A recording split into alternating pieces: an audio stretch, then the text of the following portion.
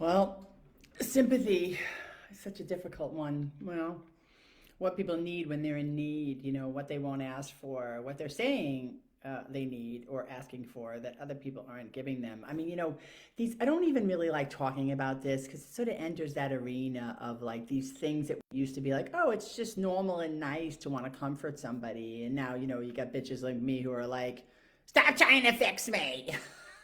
Don't help me.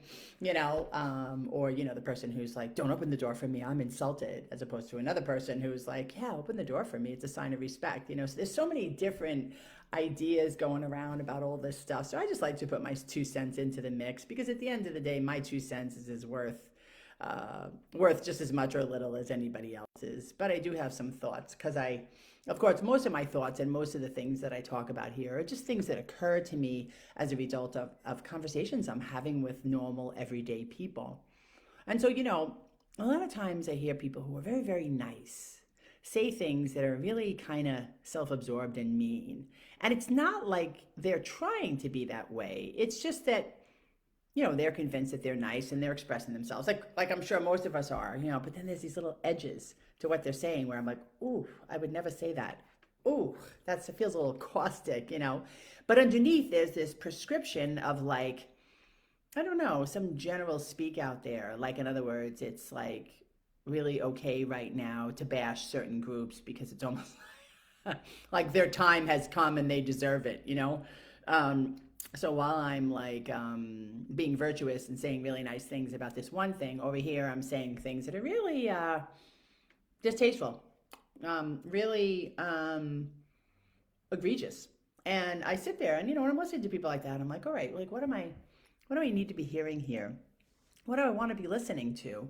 And so, for me, most of the time I just listen and then I'm thinking like, well, what does this person need? What do they want? But this idea of sympathy, this way that people express themselves that are very nice, that just doesn't come across as nice, always just makes me think. It makes me reflect. Because I'm someone who doesn't necessarily come across as really kind and nice, but I'm respectful and I generally just don't feed the shit in my head that thinks about people negatively because it's in there. I mean, I have a lot of it. Don't get me wrong. There's a lot of it. I think about everybody negatively. It's like an equal opportunity haters club up there.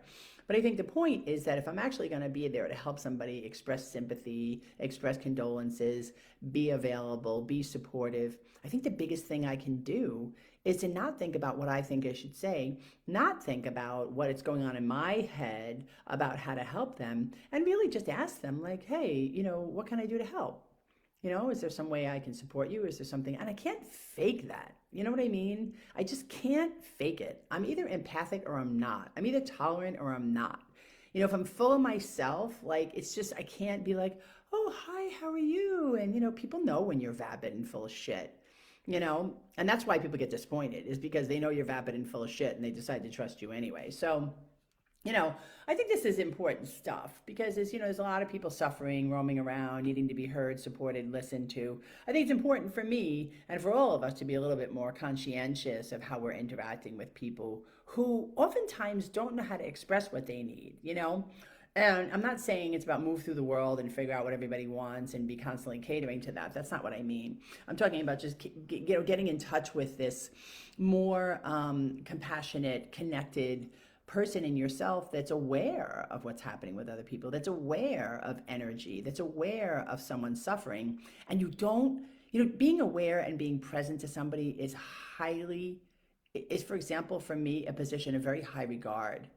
Um, it's not about having all the answers. It's not about saying the right thing. It's not about like being the person that's going to comfort them and make them feel better. No, it's about just being present to someone's experience. I think there's no higher honor than when someone is upset or disrupted or having a hard time to be the person to listen to them. I consider that to be a privilege. And then I also get annoyed at people who like want me to listen to them talk shit about whatever, you know what I mean? My gender, my race, my people, my age, people of my age, it seems to be like a free for all, right? But anyway, so there's things that need to be said, there's things that don't need to be said. And then there's a time and a place for everything. I mean, it's all about building trust. It's all about creating relationships. It's all about building up the connection because we really need that desperately right now. We've needed it for a while. So I'm going to keep pumping away, trying to create a little more of that connection, letting you all know what I think, seeing what you think about it. And we'll take it from there. So thanks for spending time with me today.